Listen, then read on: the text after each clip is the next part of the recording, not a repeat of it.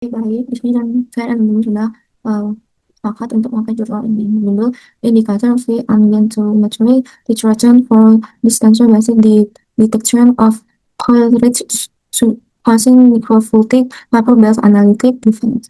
Dari jurnal ini saya meminta AI untuk mencarikan permasalahannya. Lalu AI memberikan permasalahannya yang berteks teknik indeteksi ini biasanya dibatasi oleh instrumen yang mahal, operasi yang memakan waktu, dan persyaratan operator terlatih. Dari teks ini, timbullah permasalahan untuk muncul dari bidang farmasi adalah analisis kadar ion atau misalnya klorida dalam senyawa masih cair masih berkendala karena metode konvensional membutuhkan instrumen mahal, waktu analisis lama, dan operator terlatih sehingga tidak praktis untuk pengujian cepat dan rutin. Dalam teks ini, uh, terdapat pertanyaannya, dapatkah metode literasi terbatas kertas atau paper based titration yang sederhana dan murah menjadi alternatif mode konvensional yang membutuhkan instrumen mahal dalam analisis kadar klorida pada produk farmasi. Lalu saya meminta ChatGPT untuk mencarikan jawabannya dari jurnal. Lalu ChatGPT memberikan jurnal ini yang berjudul Paper Based Difference of Sweet Chloride Testing Based on the Botox Geometrical Response of Service Holiday Nano-Rage Style. Dari jurnal ini menjawab, jurnal ini terindeks Q post Q2. Lalu jurnal ini menjawab, metode ini beroperasi dalam rentang konsentrasi klorida yang luas 10 sampai 140 mm dengan batas deteksi yang baik 2,7 mm klorida peroleh kembali memuaskan 95,2 sampai 108,7% dan reproduktivitasnya besar 190%. Lalu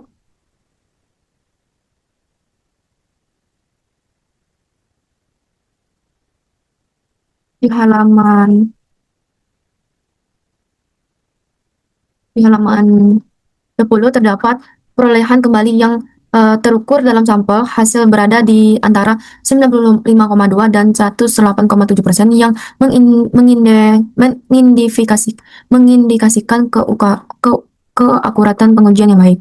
Di sisi lain, presisi pengukuran atau termasuk variabilitas mode dan variabilitas spesifik perangkat terkisar antara 5,8 sampai 8,8%, rata-rata 77% yang memuaskan. Lalu dalam jurnal ini, penelitiannya perangkat berbasis kertas untuk menentukan klorida dalam keringat manusia. Mekanisme penginderaan tergantung pada respon fotokimia yang berbeda kristal perak dan perak halida setelah kena sinar UV. Dan hanya menggunakan satu sensor regen atau perak nitrat. Oleh karena itu, perangkat ini mudah dibuat untuk produksi massal. Metode ini dilakukan secara offline, hanya menggunakan dua sampel dan bersifat portable atau biaya rendah. Lampu UV genggam yang dioperasikan dengan baterai dapat digunakan. Lalu penggunaan harus menambah sampel, biarkan kering, sinari perangkat, lalu ukur sinyalnya menggunakan alat yang murah dan ada di mana-mana, perangkat penceritaan elektron. Lalu kesimpulannya yang saya baca ini termasuk kesimpulan juga, lalu ditambahkan, asalkan metode tersebut menjalani uji klinis dan validasi, perangkat ini menyajikan sebagai alat diagnosis CV awal saat dalam sumber daya terbatas, pengaturan unit perawatan kesehatan terdesentralisasi, dan diagnostik yang dipersonalisasi sebelum beralih ke metode diagnostik yang lebih terspesialisis. Bekerja lebih lanjut dapat dikhususkan untuk menggabungkan penggunaan perak nitrat dengan senyawa donor elektron yang responsif terhadap UV atau nanomaterial dalam untuk meningkatkan fotoreduksi ion perak. Pendekatan semacam itu dapat meningkatkan sensitivitas metode dan memungkinkan penerapan dalam volume sampel yang lebih kecil atau mengurangi waktu analisis keseluruhan.